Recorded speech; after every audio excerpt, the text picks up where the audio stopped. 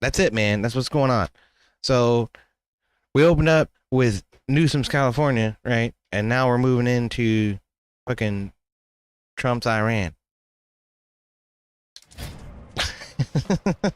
It's all gonna end up looking like this, though. Come up here. Let's yap about it. I don't trust it, bullet. Oh, all right. We fixes up some explosives. Some explosives. Yeah, let's get some explosions. I like that. Talon, huh? I hear it's possible to tear down the jaw with this. Oh, that sounds like gut gash, John. But it's possible. With a pinch of black magic. What do you know? Ha! Oh, you got balls the size of boojums. And you done us some good, granted. So hear me. You'll need to get your harpoon reinforced to get through that first gate. Easy. But your biggest hurdle are those hinges. That's why it all calls for some black magic. Explosives. Oh, yeah. With the Talon, build you an explosive jag tip, blow those hinges right off. Boom. Let's do it. Yeah, it sounds good to me. Who I talk to now? Install the. Oh, I just go down there and do it, huh? All right. All right, hold on a minute. Right, put that down. What game is this? Growing legend now.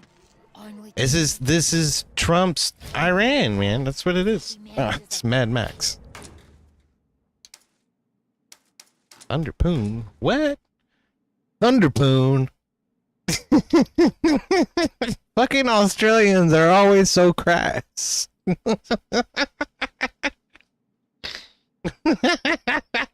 I just now thought about that. Thunderpoon. She's got a Thunderpoon.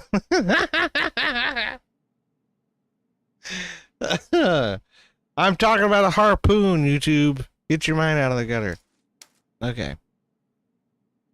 The base Thunderpoon is a ranged weapon that can deliver explosive damage. Alright, cool. Put that on there. The Thunderpoon of Tenants. This game is pseudo fucking religious. But I hear him. Oh, do you? The big chief in Gastown wants collecting. Shall we go get him? I don't know.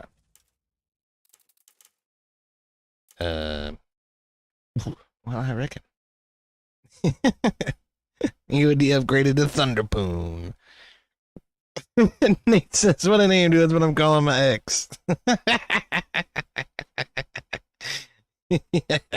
Y'all ain't even right. Shit, fair. Alright, here. I'll play this in the background. We gotta do some driving now. Senator, thank you very much for spending the time to. Have you all seen the Tucker Carlson Ted Cruz interview? That'll be our talk radio for the drive out to the freaking the jaws of whatever up there in the north that we gotta go to. That's what he's talking about. I gotta use the Thunderpoon to blow the hinges off the jaws, and then I can get into the northern territories up there. But he says, gotta be honest, I don't like Tucker. Well, you might not like this then. Kelly says, I saw that. It's pretty crazy.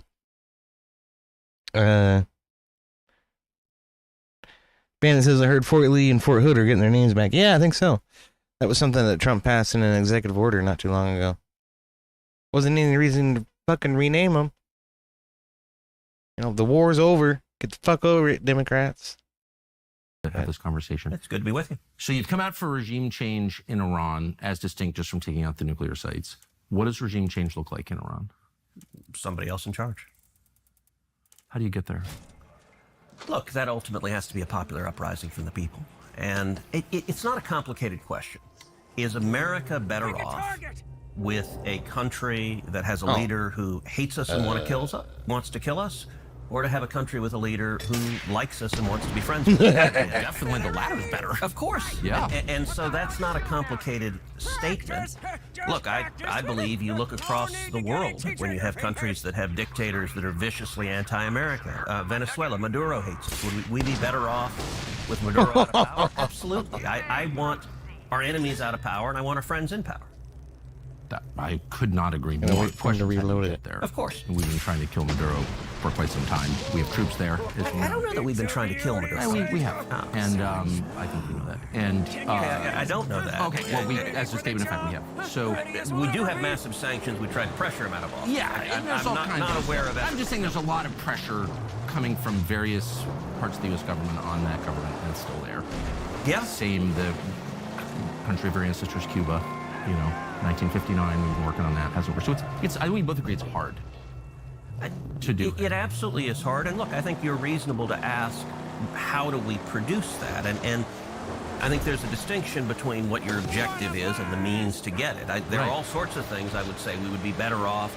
We'd be better off in China without Xi there. Should we invade China and topple Xi? Of course not. Better off with no national debt. There are lots of things. Totally. But it's good to say, all right, what are our objectives? Right. And so with the Ayatollah in Iran, saying you're for regime change, I don't view as complicated. I mean, the guy literally leads mobs chanting death to America. So that's not good. Definitely not good. But the reason I think it's important to get a little more detailed about how that might happen is because there's military action in progress, which we're supporting.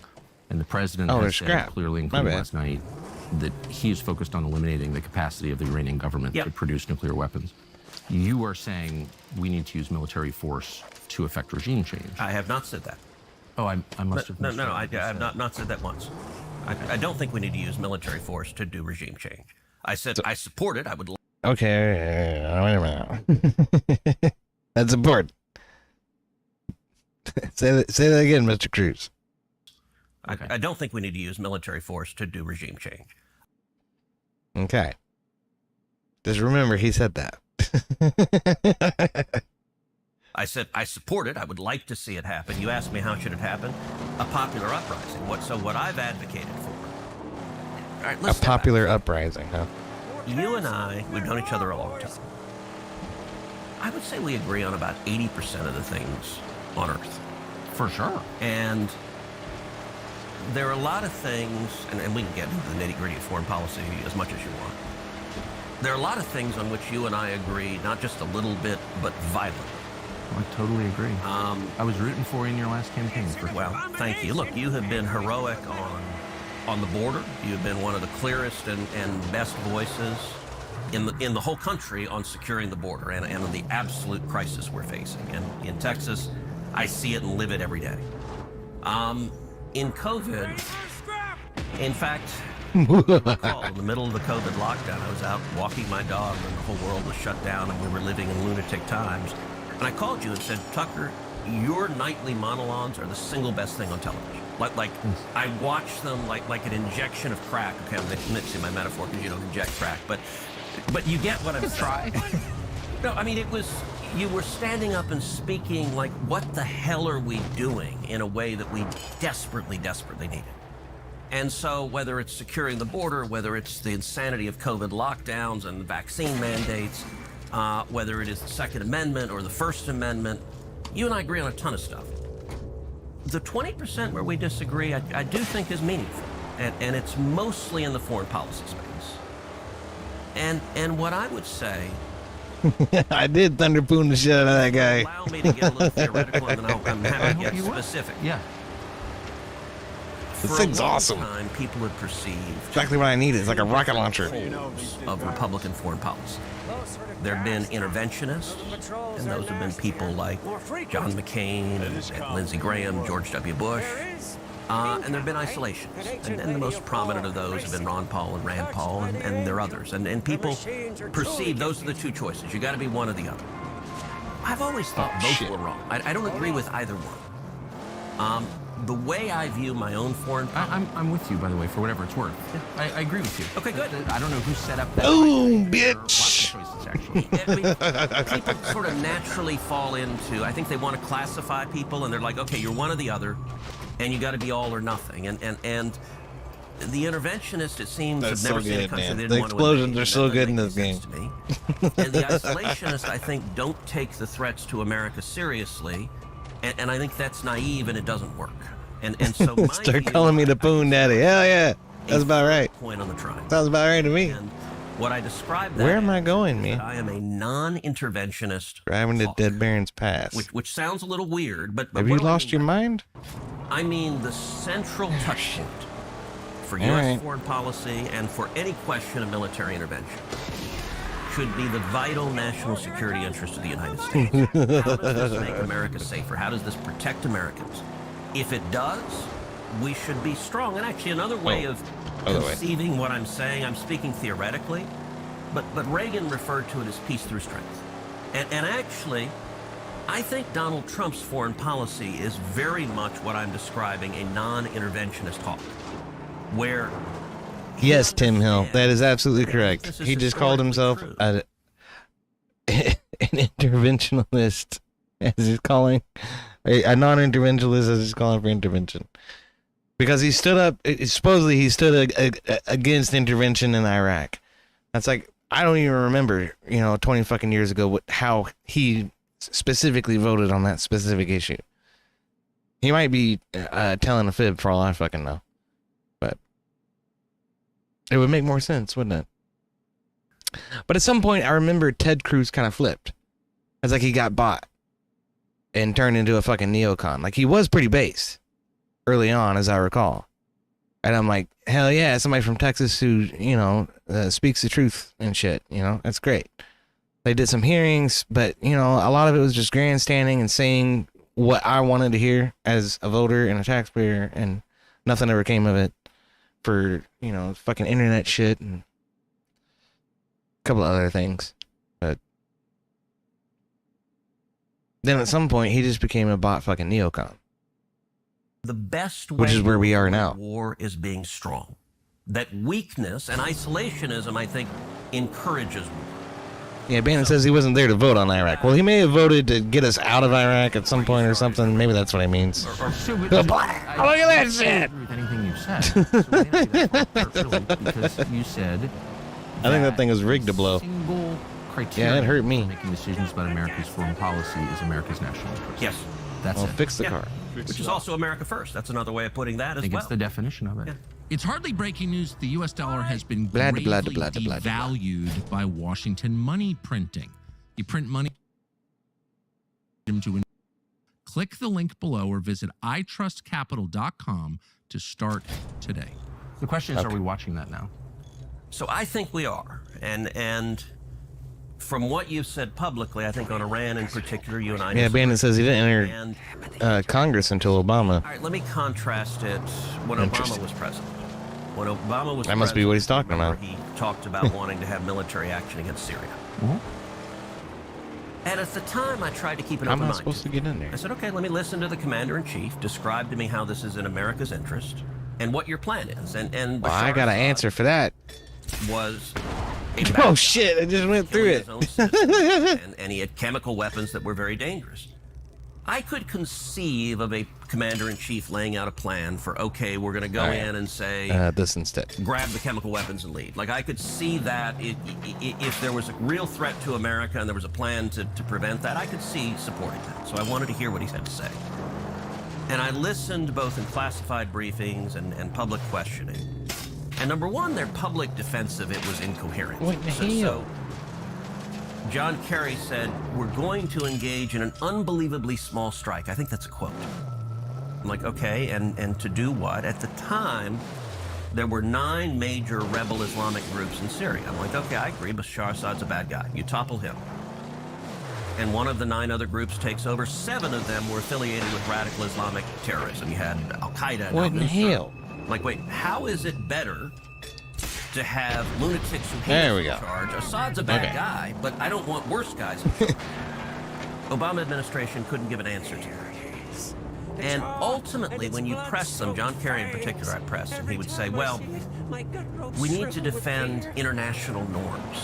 What the hell's an international norm? I don't know what it is, but I'm not interested in You're putting supposed to US shoot him, servicemen in Chumley. harm's way to defend What are you doing? So I opposed this. You're so dead.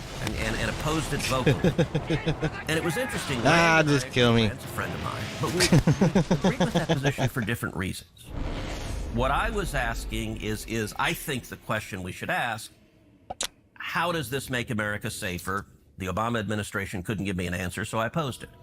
I think Iran is very different. Let me ask what you think of how Syria wound up, because Bashar al-Assad now lives in Moscow. Yeah. He was taken out by our allies, and he's been replaced by a radical Islamist who was affiliated with ISIS. So is that a win or no? Unclear. Look, Syria's a mess, so I've consistently opposed. But we had a secular leader in a religious and ethnically diverse country. Now we have a religious extremist, Islamic religious extremist, who's overseen the purge of Christians and Alawites. Is that better? That doesn't seem Well, like look, a win. one of the things you said is you said he was taken out by... I ran out of I them. don't think that's right. That's Israel crap. didn't take... I didn't realize I had ammo. What happened, and I'll tell you... What about Turkey? Turkey didn't take him out. So it was interesting. I had a long... How did Assad get kicked out? Yeah. When Netanyahu was in D.C. a couple of months ago, he and I sat down for a couple of hours. He's a good friend of mine. And we talked actually about Syria. He made an interesting point that I've not heard anywhere else, in that he said he believes what toppled Assad was when Israel took out Nasrallah. Nasrallah was the head of Hezbollah. They took him out. And he made an interesting point. He said it's fascinating how a charismatic leader... Run away! I'm running away! ...was a very effective terrorist. Uh-oh. That hurt me as much as it hurt them. That power base was supporting Assad. And that ultimately... Boom! How you like me now? ...removed the support from Assad. I gotta fix the car, bro. But they weren't trying to take out Assad. My view now, I don't know. Wait, so you don't think that... And I don't... It is very confusing, and I don't know that anyone really knows all the details, but... Not good, not good. Israel or Turkey or NATO ally Turkey played any role in toppling Assad? I don't know. I don't know that they did. Look, How about you now? that they clearly took out right. Nasrallah and Hezbollah. They decimated fixed the Hezbollah, but car. Hezbollah was waging war on them. So decimating Hezbollah was very good for Israel and very good for America, too. I mean, Hezbollah hated us. Oh, my God. I would put Assad in the category of an unintended consequence. Fix and the whether car. it's What are good you or doing, bad, bro? I don't know. I You think have to time fix will it. tell. For the United States. Yeah, for the United States. I think time will tell the new leadership there. You're right to Oh, be for concerned. fuck's sake. Let me step back and let's talk regime change generally. I mentioned Syria. I also opposed the Iraq War. I think the Iraq War was a serious mistake. And we have a pattern, and going back to this binary of the interventionist and the isolationist. Yeah, I don't know if I want Iran to be a territory, man. Interventionists advocate over and Maybe over, Israel. There's a bad guy. There's a dictator. Even that seems like a bad who's doing idea. Bad things to his people. And they But say, that's "Let's pretty go." much what it is. And you have dictators in the Middle East who are killing radical Islamic terrorists. We come in and topple them. The radical Islamic terrorists take over and they start killing Americans. In my view, how the heck does that help us? Like, Saddam Hussein was a horrible human being. He murdered and tortured people. Unequivocally bad guy. But it got much worse after we toppled him. And you ended up having ISIS rise up. I mean, that was the cause of ISIS, was toppling Saddam Hussein. Same thing in Libya. You had Gaddafi, another horrible guy. That under Obama, we toppled Can't him. catch me. I'm And fast you as ended up fast can having be. radical Islamic warlords taking over. And so, it's the question I asked Now in what? Syria. Okay, well, what's the plan? And how is this good or bad All for right, the yeah, United fire States? ammo. And so I don't think Just not gonna worry about the car. I view Iran as very different from Iraq. But up to that point, we say we disagree. I don't hear really anything. I'm not quite sure what happened in Syria, but I don't know, so, right? But other than that, I don't hear anything I disagree with at all. Yeah. Sounds like we're in a complete agreement. I wonder, though, is there a successful regime change that the United States supported that you're aware of in the last 100 years? Sure, defeating the Soviet Union. And the Soviet Union collapsing, winning the Cold War. That was the most consequential step for U.S. national security interests of our lifetimes. Okay. And So you would classify that as a regime change that we affected? absolutely. Okay. And look, you and I are in my office. We're sitting next to a painting of Reagan in front of the Brandenburg Gate. And up top are the words, "Tear down this wall," in German, in the style of the graffiti. Right. And I think those are the most important words any leader has said in modern times. And if you look at how Reagan waged the Cold War, and Reagan is very much my model for how to, I actually think how Reagan took on the Soviet Union is exactly how we should take on China. Now, starting from the point, look, Reagan was not an interventionist. In 8 years, the biggest country Reagan ever invaded was Grenada. He was very reluctant to use U.S. military force. If you will shoot the right fucking thing, this would not have happened, Chumley. Judgment that the risk exceeded the benefits, and that's a very rational decision to make, and it's reflected. Trump has made those same decisions where he is willing to use military force, but he very much asks, okay, is this good or bad for America? Does this endanger U.S. servicemen and women or not? And one of the points about the Cold War, Yeah, well, putting our pilots in their skies definitely endangers two biggest nuclear American powers service on Earth. people. Firing bullets at each other is really unhealthy for human beings. Same thing is true with China. Nobody with any sense says, hey, let's go to war with China. That's really dumb, and a whole Hey, lot look, of people Iran. would die. But That's the pretty Cold War showed we've got lots of tools short of sending the Marines to fight against a regime. And one of the most important tools is the bully pulpit. And so when I say I support regime change, I actually think just simply laying out what the Ayatollah does. And so I spend a lot of time, I speak to Iranian dissident groups, I speak out against human rights abuses. I think shining a light on the depravity of leaders is a really powerful tool that America has. Should we limit our activity to that? It depends. Again, Because the U.S. government pays opposition groups, militarized opposition groups in Iran to overthrow the government. We've done it in a lot of different places, as you know. I'm not saying it's bad, but that's very different from what you're describing. What happens if I get out of it? In moral cases, we did for 7 years. I'm Soviets, stuck now. Our system works, yours doesn't. Yep. And I think we made a credible case for that. And we beat them over 70 years economically. And that was a huge part of it. Right. I think everyone would agree that was the main part of it. We didn't beat them in Vietnam. North Korea. The main part of it, but it was tied to a military buildup. So I think it was two things. It was one, the clarity. So Reagan came in, and he described the Soviet Union as an evil empire. Right. And all of the intelligentsia in D.C., all the Democrats, all the media, they're like, what a horrible thing to say. You can't say that. Reagan went to the United Kingdom and he said, Marxism, Leninism will end up on the ash heap of history. People were horrified. They asked him, all right, what's your strategy in the Cold War? He said, very simple. Man, I'm dead. When they lose. So he will fix the car after it blows up. All right, that's cool. Sort of a Philistine simplicity. And I think it was exactly right. And laying that See if we out, can do that. speaking... Do you know the backstory behind the Berlin Wall speech? Yeah, I do. Yes. You probably know Peter Gorbachev, tear down this wall. So 3 times the State Department deleted those words from that speech. And 3 times Reagan wrote it back. And the State Department argued, they said, Mr. President, you can't say this. This is too bellicose. This is too provocative. And my favorite, they said, this is too unrealistic. The Berlin Wall will stand till the end of time.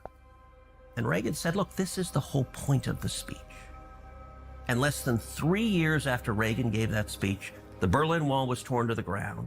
And it wasn't knocked down by American Army tanks. We didn't shoot missiles at it. It was shining truth and light. Yeah, a lot of things were different back in the Philippines, Tim. That's for damn sure. Rebuilding the American military. Loose rules of engagement, What was then pejorative loose ideas of called what Star Wars, constituted where the Soviet Declaration of Union, War. Their economy couldn't All kinds of match crazy our shit. military buildup, and it bankrupted them.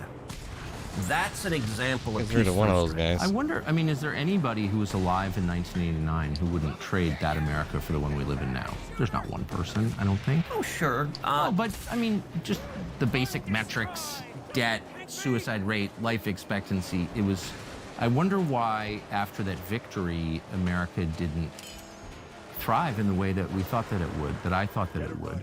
My family was involved in that. I mean, we were very focused on it in my house. Like, Yeah. we won, and I wonder 2 things. Why didn't the United States kind of declare victory and make some sort of arrangement with Russia that allowed like mutual prosperity rather than continuing a Cold War. And second, I wonder why the United States didn't get a lot better. Like, why don't we have better infrastructure? Why don't we have fewer homeless? Why do we have all these drugs? Like, if we won, why does our country look like this? I walked across from Union Station this morning, as you do, I'm sure, every day.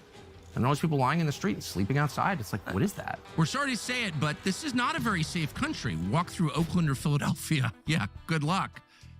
So, my problem is there are no background checks. Be arrested for defending yourself with a Byrna pistol. Visit Byrna, BYRNA.com or your local Sportsman's Warehouse to get yours today. Byrna.com. Look, there's no doubt there are really dangerous forces in our society. Some of it is politics and some of it is culture. And one of the mistakes people make in politics is thinking everything is politics. So the political answer, which I happen to believe, is we went much further down the road of liberalism. You look at Bill Clinton, who inherited the peace dividend of the Cold War. There's a guy here. And you want some? Moved us more to the left, and then Obama accelerated it a lot. So there are lots of I agree bad economic policies, but I also think they're cultural things. All right.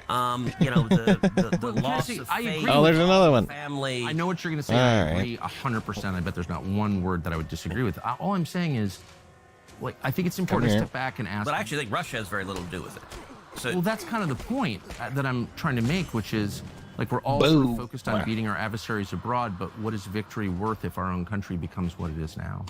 And maybe we're spending a little too much time focused abroad. Let's go blow the gate. Not enough time focused on the people. Now I don't have to worry about assholes chasing me around. So, look, I absolutely think we need to focus at home emphatically, and we need to focus on prosperity. We need to focus on reducing the debt, reducing spending, empowering people, low taxes, small businesses. American free enterprise is the most powerful force for fighting poverty the world has ever seen. I'm 1,000% there. I also recognize it is a dangerous world, and part of the responsibility of leaders, part of President Trump's responsibility, is to keep America safe. Let's go back to where we started. But with can I ask, Ram. you've been in the district a long time in D.C., so have I, and the city's way more dangerous, and Congress runs this city. No, it's a complete crap hole. So I'm saying, like, no Iranian's ever going to kill me, but I could get carjacked here. Well, and I just don't understand how the Congress could run this city and focus on the dangers of Iran when the city is like garbage. It's garbage. Sniper. But Congress doesn't run the city. We could. Congress does run the city. It's in the Constitution. It's in the Constitution, but they've given home rule, so it's a Democrat mayor. Take it back. You control the Congress. I'd vote for it, but it is a question of math. Okay, but I'm just saying, like, why? How can people ignore? It's like, if my own kids are drug addicts, but I'm focused on my neighbor's kids, it's like I'm neglecting my own kids. And there's a sense in which the Congress is neglecting the country that elected them in favor of this relentless focus on other people's problems. That's the way it feels as an American. Look, there are lots of problems in America that we need to fix. Why is D.C. a pit? Because you have a mayor and a Democrat city council that won't let police officers arrest bad guys. And in every city you see across the country, whether it's New York, whether it's Chicago, whether it's L.A., whether it's San Francisco, if you have Democrats, I had to fucking kill everybody first. Where they won't let people be arrested. All right. Then why not work in regime change here? Why not use the bully pulpit? What do you think I do every day? And I never see a Republican senator stand up and say, I just walked to work this morning over people dying of drug ODs. We're going to shut this place down unless they fix it. They're mad about Putin. Like, what did Putin do to Washington? Nothing. Look, in terms of regime change, let's talk this week. The riots in L.A., I've made very clear that the cause of those riots are Gavin Newsom and Karen Bass. And when you elect communists who hate America, who stop law enforcement from arresting criminals, you get what you get on the street. Amen, I agree. My in-laws are Californians, and they're wonderful people. Heidi grew up on the Central Coast of California, and I remember I was texting with my mother-in-law, and I think I sent her a video of criminals going to a store. And you know, it's true words have never been spoken than to say that DC is taxation without representation. Like, nobody gives a shit about DC. There's more veterans homelessness in DC than any other city in the fucking nation, I'm pretty sure. And they don't do fucking shit about that. They don't give a fuck. There's rampant crime in the city. The mayor, the police are practically useless for that shit. But oh no, all along the Beltway, you know, in the National Mall, everything is hunky-dory. That's all that really matters to them. And it's ridiculous. If Congress can take control of DC, then they fucking ought to. They should have, decades ago. Just looting in California. And her response, she said something like, well, this is really terrible. I wish we could. It's a shame we can't do anything about this. I said, yes, you can. Go in and arrest them. Throw their butts in jail. Put them in handcuffs. 100%. And it stops. Exactly. And so we know how to fix these things. And D.C. is, I think D.C. voted, if I remember right, 92% Democrat. Democrat policies don't work, and they destroy every community that they are in charge of. Then why don't Republicans assert their constitutional authority over the city? Don't they control the Congress? Yes, I'd be all for it. Who's against it? Do you think? Susan Collins is really vocally against it. So on questions of home rule, so for example, let's take an issue you and I care a lot about, the COVID lockdowns. I had a couple of years ago in the middle of them.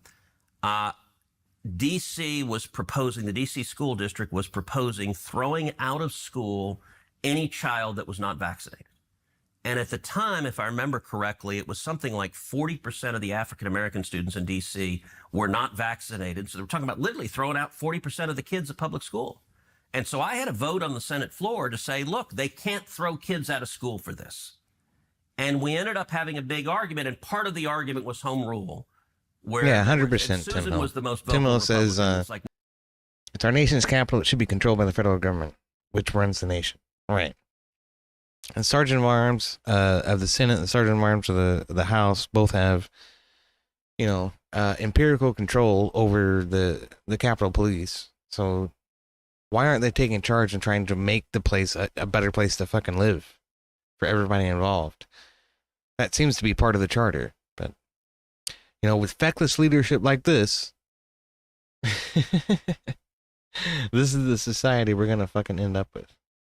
I'm telling you what. We're headed there sooner than you think. Constitution gives us the power to do it. And it ended up, by the way, every single Democrat, all of them, voted in favor of the D.C. public schools being able to throw out 40% of the black kids from school. And I said, look, you throw a kid out of school, you got a 14, 15-year-old boy, you throw him out of school, you know what's going to happen next. He's going to join a gang, he's going to engage in crimes, he's going to engage in drugs. He could be dead within 5 years if that kid doesn't get an education. And the Democrats were more than happy to say, we don't care. Right now our religion is get the vaccine or to hell with you. But can you see, once again, I couldn't agree with you more, but can you feel the frustration of people, including your voters, every American, it's really big, at the emphasis on foreign countries and the threat we supposedly face, a lot of which is fake, obviously, over the kind of slowly unfolding tragedy of what's happening to our country. The dollars spent, the aid packages to Ukraine to pay the retirement of civil servants in a country that we have nothing to do with, the endless support for Israel, very expensive, when people are literally buying groceries on credit in the United States. Can you feel like it's nothing against Ukraine or Israel or any other country? All right, let's stop. You said the support for Israel very expensive. How much support do we give to Israel? Well, you tell me, you vote for it. Yeah, it's about $3 billion a year is the military assistance. Mm-hmm. Is that the only assistance? Yeah, we just have military assistance. Israel does not have additional assistance. There's an MOU, a memorandum of understanding, and it's $3 billion a year.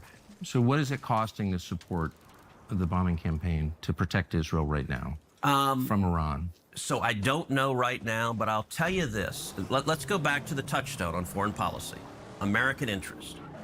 Our support, our military support for Israel is massively in America's national security But interest, what does it and cost? it benefits us enormously. Well, before we can make independent judgments about whether or not that's true, and I'm certainly open to it, I think we need to know what it costs. So what's the annual cost of defending Israel? Do you know? $3 billion a year. No, that's the aid. But I mean, the cost of the weapons, for example, the cost of U.S. personnel there, the cost of moving ships to the region, which we're doing right now, the cost of moving tankers to the region, all of that. Do we know what the cost is? So look, the last week, I don't know, and there's some lag when the administration, under the Constitution, the commander-in-chief has control of the armed forces, and so President Trump has made some decisions that we'll know the cost over time, but I don't know the last week. I don't have visibility on that.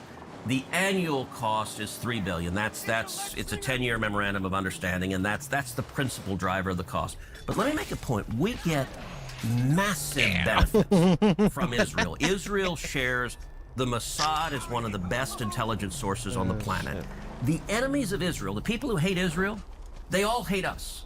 It's almost a perfect overlap. And so if we tried to recreate, if we're just trying to defend America, we tried to recreate the national security benefits of our alliance with Israel, it would cost, I don't know, $30 billion, $300 billion. So can you elaborate? And again, I'm going into this as someone who's always liked Israel and still does. But I also think at this point, given where we are, it's fair to ask rational questions about what the benefits are. Good. I think he got hit with debris. Does Mossad share all of its intelligence with us? Oh, probably not, but they share a lot. I was thinking there would be shelter We here don't share all somewhere. of our intelligence with them, but we share a lot. It's a close alliance. Do they spy domestically in the United States? Oh, they probably do, and we do as well. And friends and allies spy on each other, and I assume all of our allies spy on us. And that's okay with you? You know what? One of the things about being a conservative is that you're not naive and utopian. You don't think humans are all... Part of the reason socialism doesn't work is dog food. The mantra from each according to his abilities to each according to his needs doesn't work. As a conservative, I assume people act in their rational self-interest. So it's conservative to pay people to spy on you? It's conservative to recognize that human beings act in their own self-interest, and every... EOD react to Asmongold reaction to Reza Pahlavi Crown Prince. What the fuck is Reza Pahlavi Crown Prince? And besides, at that point, we'd be having reactception, man. Gonna break the algorithm. This is where Tucker loses me. It's a bad faith tactic. Yeah, it is a little bit bad faith at this point. But Tucker's trying, like I say, he's gonna be contentious. He's gonna have some contentious questions. You had to know that going into this. That's part of what he fucking does. Every one of our friends spies on us, and I'm not... Do you like it? That's my question. I'm not asking whether they have motive to do it. Of course they do. I understand that, and by the way, I'm not mad at them. But you're an American lawmaker, so I just want to know. Hold on, I want to know your attitude. Yeah. You said that your guiding principle, in fact, the only principle, the only criterion. I said guiding, the overwhelming. I wouldn't say only. Is it in America's interest? Is it in America's interest for Israel to spy on us, including on the not good. Oh my God! To be closely allied with Israel because we get huge benefits for it, and you want to see the clearest. But I just want to stop on the spying for a second. That it takes place, as you know, and including on the president of the United States and several presidents. This turned out to be a shit place to try to hide from the storm. That's okay, and why is it okay? Wouldn't an American lawmaker say to a client state, "You're not allowed to spy on us"? I'm sorry. I know why you want to. I'm not mad at you, but you're not allowed to. Sure. And I don't care for it. I don't want to be spied on by you. What is beating me up right now? It's kind of weird not to say that, but you don't seem able to say that. Sure, I would say don't spy on us. They're going to anyway. And by the way, the Brits are, the Canadians are. Like, I don't think... Well, I'm not for that at all. I think it's disgusting. But we don't actually pay their... You know, we're not their most meaningful sponsor. We're not sort of paying for the operations of the British government. So I gotta say, and this is... It's weird... We're talking about isolationists, the obsession with Israel. Why is Israel... Well, I don't think I'm obsessed with Israel. Okay, but this is where it starts getting fucked for Ted Cruz right about now. Why are you mad at Israel? I guess... No. I'm hardly the one who's... I've never taken money from the Israel lobby. That seems like a bad idea. Taken money from the Israel... From AIPAC. So AIPAC raises a lot of money for me, but it's actually a misnomer because the people who raise money are individuals. Oh, my God. So it's not the PAC itself, but they're individual members of the American-Israeli... friendship and relationship. AIPAC a foreign lobby? Make it stop. No, it's an American lobby. It's the AIPAC stands for the America-Israeli Political Action Committee. What does it lobby for? So, to be honest, not a whole lot effectively. Listen, I came into Congress 13 years ago with the stated intention of being the leading defender of Israel in the United States Senate. Great. And I've worked every day to do that. So once an Israel simp, always an Israel simp. That's what he's saying. I'm getting tossed around like a bag of cookies right now. There are folks online who are the fever swamp of terrified of AIPAC, and AIPAC... I'm not terrified of AIPAC at all.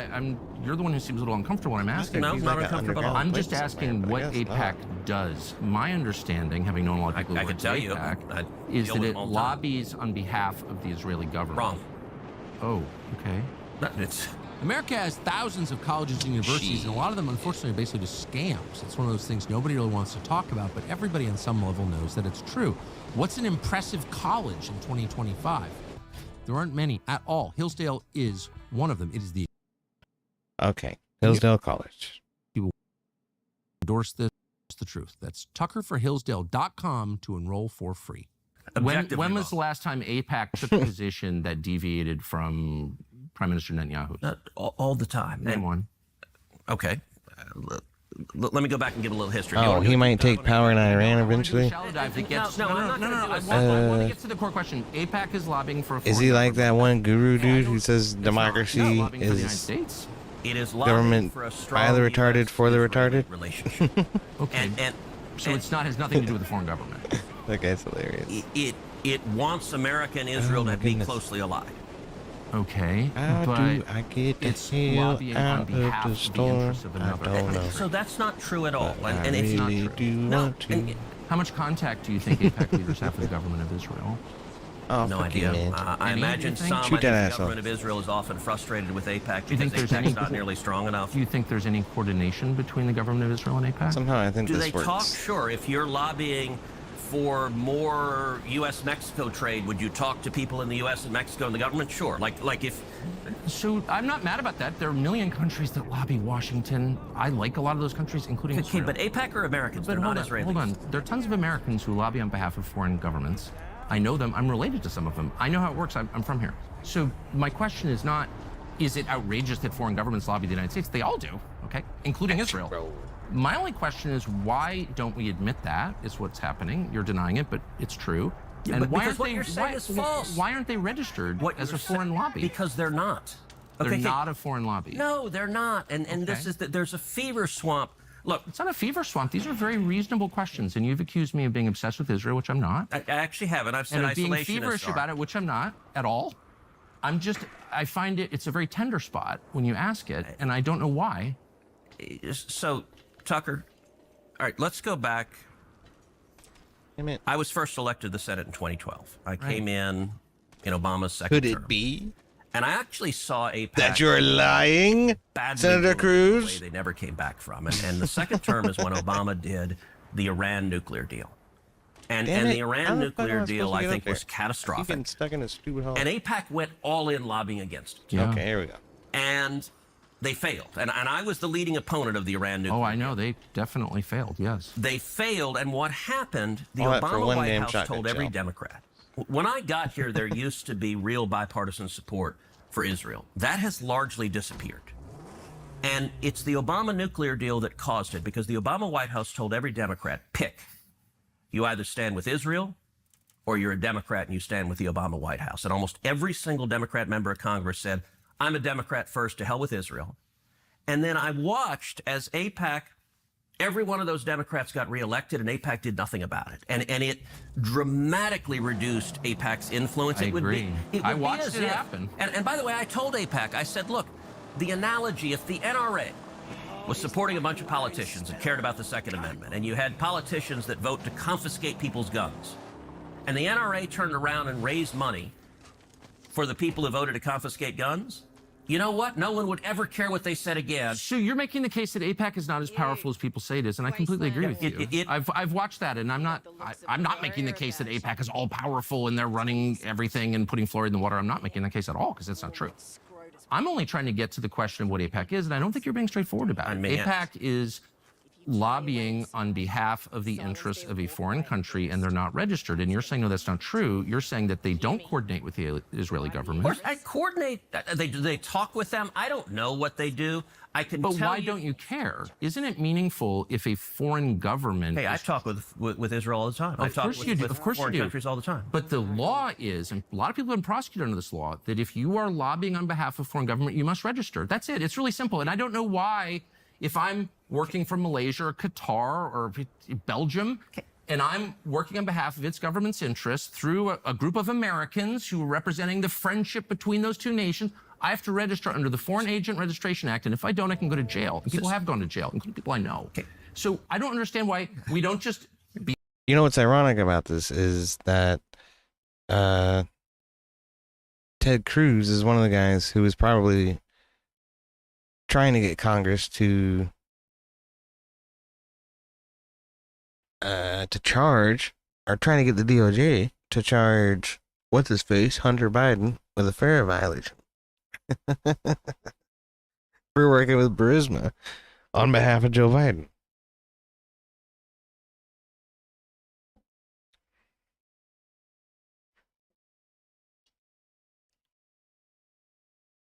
So, I don't know. I think more of what what influences AIPAC decision-making process should be more transparent, but at the very least, they should do the fucking fair registration. It's difficult to deny that, even the way Ted Cruz fucking presents it, man. He's like, yeah, they're interested in the Israeli state, but they're not controlled by the Israeli government. Like, well, wait a minute now.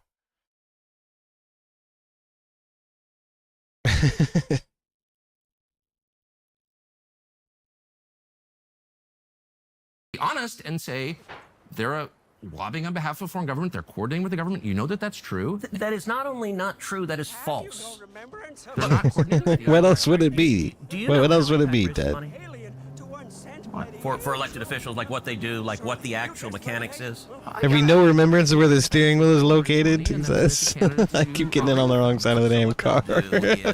So in my last election, AIPAC endorsed me. And they'll host a Oh, fundraiser. shit. They'll host a fundraiser in Dallas or Houston or Atlanta or New York or LA. And they'll do a fundraiser and they'll get someone who'll host it, and it's usually a business owner, lawyer, doctor, someone who hosts it.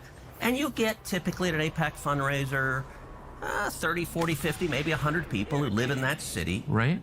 Who care about a strong U.S.-Israel relationship. Yeah. And if they have, 50 people, each of them writes a $1,000 check, and you raise $50,000. Yeah, I've been to an AIPAC fundraiser. I know what it looks like. But that is not, and by the way, there's no representative of the Israeli government there. You have, when you're in Dallas, you're meeting such a with... false and silly conversation. I know all this. The question is are AIPAC's goals shaped by the goals of the Israeli government to any extent?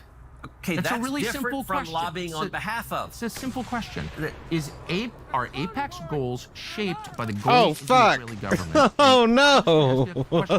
And if you say no, Not good. we both know that's not Not true. Are good. they shaped by? Is that... Are they coordinating with the Israeli government? Are they talking to with them? represent the Yes. Israeli No. You want to talk about FARA, the law on lobbying on behalf of someone? Yeah. It is, I hire you and you lobby on behalf of me. I direct you. Does Israel direct AIPAC? No, they're not lobbying on behalf of them. Do they care about them? Yes, but... Do you think that it's just interesting because what you're now See, describing... it just sounds like he's making defensively, excuses. I will say, is foreign influence over our politics. No. And you began, and it's so transparently obvious to everybody. I don't know why you would be embarrassed of it. You've said that you are sincerely for Israel. I believe you. I don't think you have some weird agenda. You seem to be sincere. By the way, Tucker, it's a very weird thing. The obsession with Israel, when we're talking about foreign countries... It's hardly an obsession. You're not talking about Chinese, you're not talking about Japanese, you're not talking about the Brits, you're not talking about the French. The question, what about the Jews? What about the Jews? Oh, I'm an anti-Semite now. Senator, you're asking the questions, Tucker. You're asking, why are the Jews controlling our foreign policy? Senator, that's what you just asked. Hardly saying that, and I have... That is exactly what you just said. Well, actually, I can speak for myself Good. and tell you what I am saying. Good. On behalf not simply of myself, but on Good. behalf of my many Jewish friends who would have the same questions. He's which all is to what flustered and shit extent- now. And it's interesting you're trying to derail my questions by calling me an anti-Semite, which you are. I did not. Of course you are. And rather than be honorable enough to say it right to my face, Oh, shit, you man. are in a sleazy feline way implying it, or just asking questions about the Jews. I'm not asking questions about the Jews. It couldn't be none of us. There's nothing to do with Jews or Judaism. It has to do with the foreign government. Isn't Israel controlling our foreign policy? That's not about the Jews. You said, I'm asking By the way, you. you're the one that just called me, I think, a sleazy feline. So let's be clear. It's sleazy to imply that I'm an anti-Semite, which you just did. No, I just When said, why I'm is that the only asking question you- you're asking? You answer it. Give me I see, another this is reason. disingenuous on Tucker's part, I The think. obsession is Israel. I am in no sense obsessed with Israel. He's We are on the feigning brink of war with fucking Iran. outrage, And so these are valid but- questions. But you're You not just asking about Iran or if the I can Ayatollah. finish, you asked me why I'm obsessed with Israel. Yep. 3 minutes after telling me that when you first ran for Congress, you elucidated one of your main goals, which is to defend Israel. Yes. And I'm the one who's obsessed with Israel. I don't see a lawmaker's job as defending the interests of a foreign government, period. Any government, including the ones that my ancestors come from. So that's my position. That does not make me an anti-Semite. And shame on you for suggesting otherwise, and I mean that. And that's low, and you know it's low. So why don't you just answer my questions I'll in a answer any straightforward, question you'd rational like. way? You certainly have the IQ to do it. So Shame on you is cute, by the way, Tucker. it is. It's not cute. I'm offended. I'm obsessed with the Jews. You just told me You that just called me a ran- sleazy feline. It is sleazy to imply that I'm an anti-Semite for asking questions about how my government. Do you want to count how many questions you asked about? What about the Jews? What about Israel? What about I never AIPAC? asked about the Jews. That's a pretty low dig, man. This has nothing to do with the Jews, whatever that means. You fucking this cat. has to do with a foreign government. And once again, shame on you for conflating the two. They have nothing to do with each other. I'm talking about the influence Israel of and Jews have nothing to do with each other? No. All Jews, or an attack on all Jews, which I am not, nor would I ever be undertaking now. I'm not attacking anybody. By the way, that's who Iran wants to kill, is all the Jews and all the Americans. And I'm totally opposed to that, okay? But now, because Except you don't want to do anything about it. decisions need to be made. We can talk about those decisions. And I plan to. Good.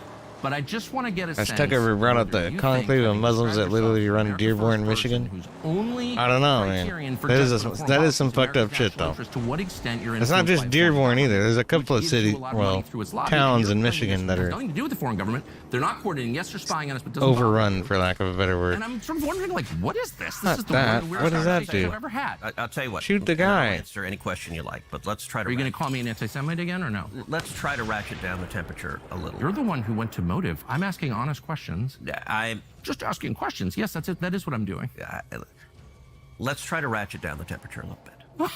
Shoot him. Picture the What? house of your dreams. Maybe it's got an What outdoor a bunch of crap. pool, a huge Alright, whatever. I front just go up there and porch, kick his an ass. inviting fireplace for a cold winter's night. No matter what you prefer, there's little doubt that an American flag waving out front enhances the whole thing. What better way to welcome your guests than with a flag outside how your about home? that? Wait, there's a problem. The American flags you're likely to buy at some big stores were made in China. An American flag made in China? Come on. I think there's still a sniper Pure up Talk, there. America's oh, there he wireless is. company, believes every American deserves an American flag that was made in America. And that's why they're determined to give an Dun-dun. allegiance flag, the highest quality American flag, to 1,000 veterans in time for summer. Pure Well, that was nice of him. Alright, what do you ask me to look up? Asmongold Ponchichu Fasichu.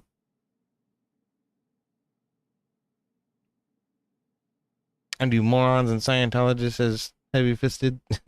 What's up so wild? It's good to see you, man.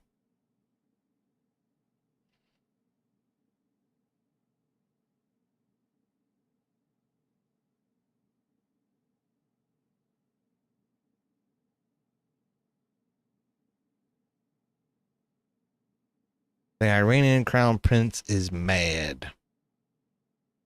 So this is the Iranian crown prince, نه. my fellow countrymen. جمهوری Islamic اسلامی Republic به has پایان reached خود its end رسیده و در and is in حال the سقوط process است. of collapsing. خامنه‌ای Khamenei, همچون like a frightened rat, has gone into hiding underground. Oh shit.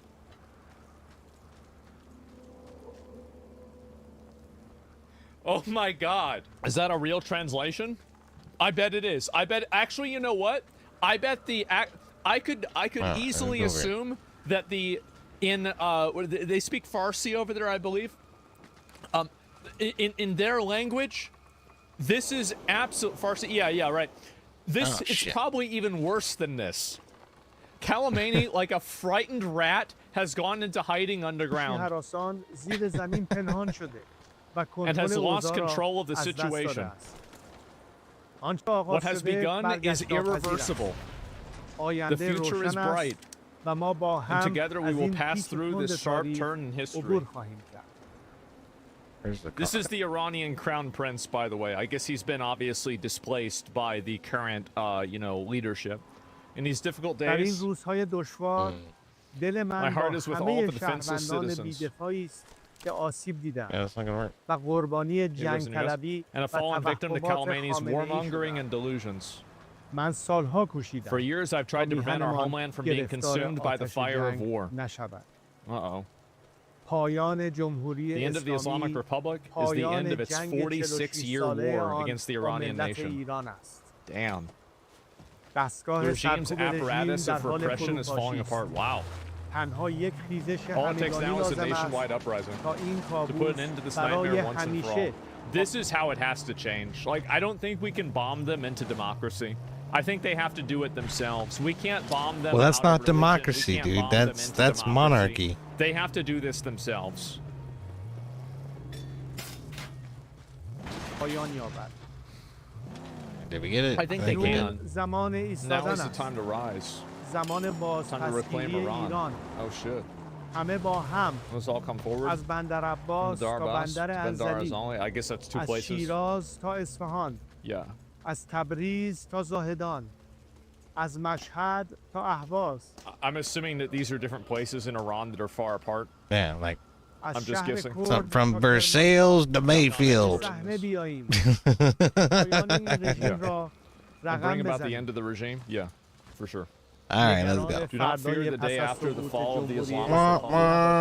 ایران Will not دچار descend جنگ into داخلی و civil or بی‌ثباتی instability. Civil war and نخواهد. instability. Damn. He gonna ما come back? برای آینده We ایران have a plan, bro. He Man, coming this is back? either way they have to Oh, do it for shit. themselves. Yeah. We have I'm a just plan saying- for Iran's future and it's flourishing. Is this guy gonna be any more friendly than the Ayatollah? برنامه Who داریم. fucking knows? ما برای 100 روز We were نخست پس prepared از for the سقوط first 100 days after the دوران fall for the گذار I don't know, transition. it worked out pretty well in fucking Jordan, National but and democratic government. برای By ملت the Iranian ایران people و به and for the دست Iranian ملت people. ایران آماده ایم. This works if they do it. It خطاب doesn't به work if we نیروهای do it. نظامی و The انتظامی military, law enforcement, security امنیتی و forces, state دولتی employees.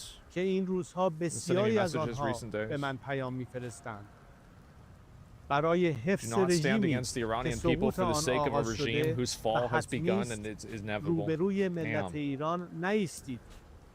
خود را Don't sacrifice فدای yourself for رژیم a decaying پوسیده regime. نکنید. I think he's right, by the way.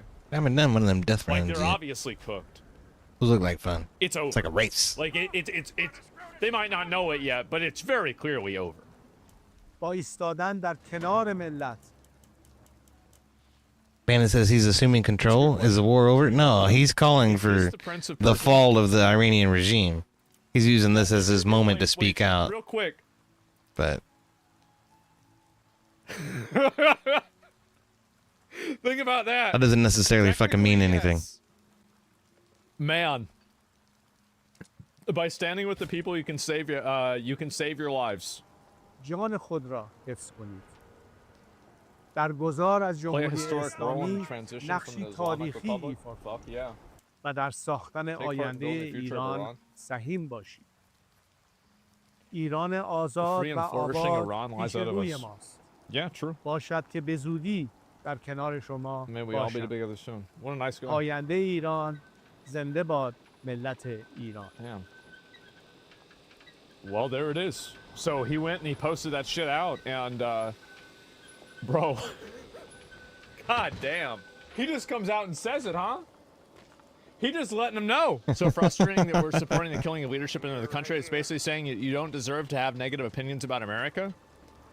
Yeah, pretty much. I know that there's a lot of, gated community, like kind of optimistic, naive people. But when you have a country that's saying that they're going to bomb you, they're talking about building a nuclear bomb. They're saying over and over and over they're going to bomb you. They're funding terrorist organizations. Yeah. And you think that's not fucking around and finding out? You are out of your mind. You are out of your fucking mind. You are completely naive. You described the USA, though? Okay, so we want to kill them and they want to kill us. It's in our best interest to do it first, then, isn't it? I'm not making a moral argument here. There's no morality with this. I mean, like, there's no morals to this. It's not like, oh, well, this is the right and the good. This is what Jesus would have wanted. No, it's about it is about logical, pragmatic survival, and which option is the right choice. That's it. Yeah, Chatter's an idiot. Yeah, bro, why are you pro-war suddenly? I'm not pro. Why would I be pro-war? Like, here is the concern that I think a lot of them have.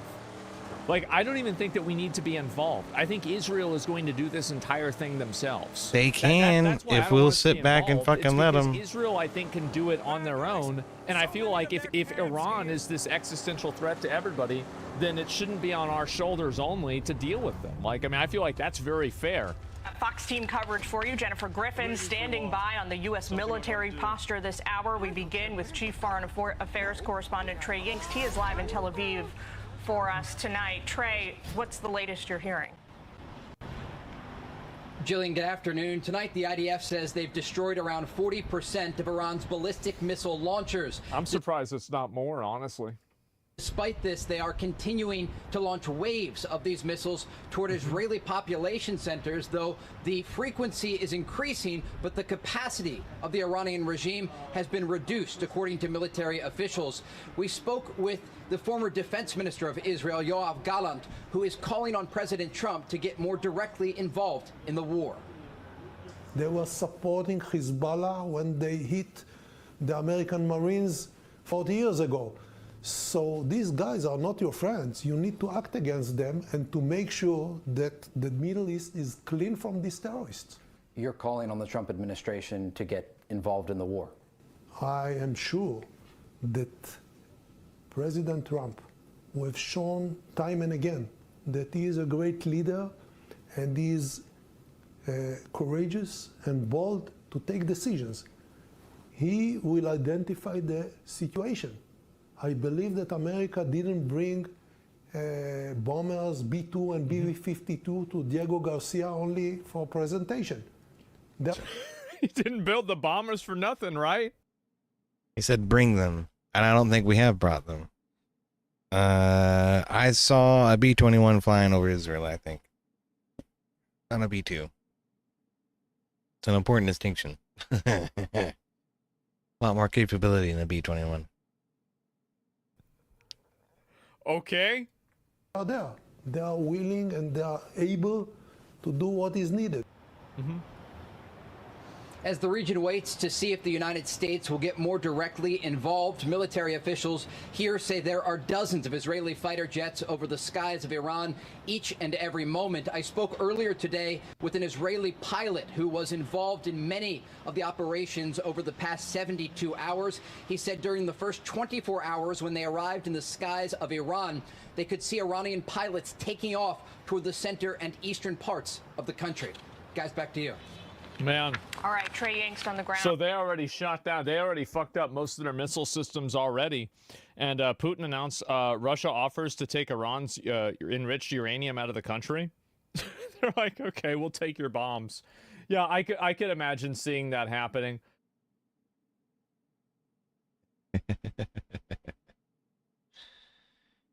Well, shit fire.